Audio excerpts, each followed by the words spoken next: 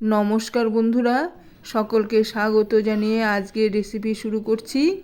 আজকে বানিয়েছি নরম তুলতুলে, মুখে দিলেই মিলিয়ে যাবে এমন সুন্দর মুগ ডালের পুলি পিঠে।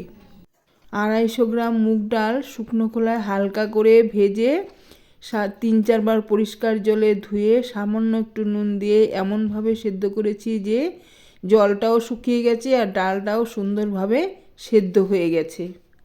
250 গ্রাম মুগ ডালের জন্য দিয়েছি 100 গ্রাম চিনি। চিনি দিলে অনেকটাই জল ছেড়ে যাবে, সেই জন্য আমি একটু গ্যাসের ফ্লেমটা কমিয়ে নিয়ে নাড়াচাড়া করে ভালো করে জলটা শুকিয়ে নেব। আর হাতার তলা দিয়ে এইভাবেই নাড়তে হবে যেন ডালটা ভালোভাবে মিশে যায়।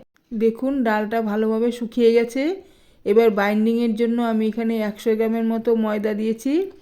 ময়দার পরিমাণটা একেবারে সঠিক দিতে হবে, কারণ কম হলে পিঠে তেলে দিলে পিঠে ছেড়ে যাবে, আবার বেশি হলে এমন শক্ত হবে যে রস একেবারেই ঢুকবে না। সেই জন্য ময়দার পরিমাণ একেবারে সঠিক দিতে হবে। যখনই এমন সুন্দর করে বাটি বানানো যাবে তখনই বুঝতে হবে পাক একদম সঠিক হয়েছে। এবার কিছুক্ষণের জন্য ঢেকে রেখে দিয়ে আমি একটা শিরা বানিয়ে নেব। আমি এখানে খেজুরের গুড় দিয়ে একদম রসগোল্লার মতো পাতলা শিরা বানিয়েছি। দিয়েছি 2 এলাচ ফাটিয়ে। শিরা এইরকম পাতলা হলে পিঠের মধ্যে ভালোভাবে ঢোকে আর পিঠে হয় নরম তুলতুলে। এবার হাতের মধ্যে একটু ঘি মাখিয়ে নিয়ে নারকেলের পুর দিয়ে আমি পিঠেগুলো বানিয়ে নিচ্ছি।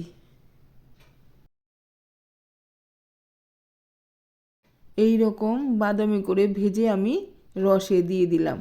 10-15 মিনিটের মধ্যেই দেখুন পিঠের রস খেয়ে একদম নরম তুলতুলে হয়ে গেছে। মুখে দিলে একদম মিলিয়ে যাবে।